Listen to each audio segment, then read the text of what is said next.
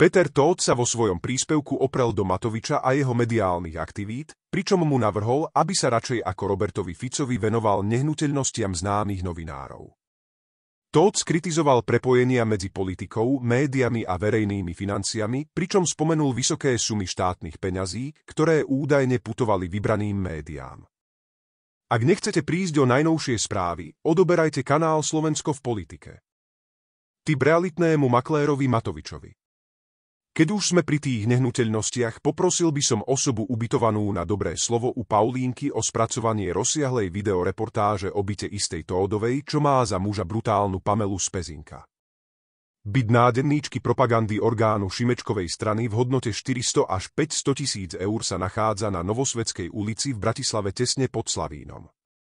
Ak by šialenec nevedel adresu nájsť, stačí sa orientovať podľa nehnuteľností kajúcnika Suchobu a daňového podvodníka Bašternáka. Obaja bývajú v nedalekom susedstve Tódovej a Záleskej. Popritom by sa mohli ísť Matovič a jeho psychotický štáb mrknúť aj do istej obci v okrese Senec. Postavil si tam opulentnú haciendu ďalší nádeník propagandy Bárty. To je ten, čo velí aktualitám, ktorým Matovičov režim počas vyplatil z našich daní miliónové úplaty, oficiálne vydávané za reklamu, respektíve uverejňovanie oznamov vo verejnom záujme. Ak by sa minuli námety, som pripravený ponúknuť ďalšie. Uzavrel svoj príspevok Peter Tóth.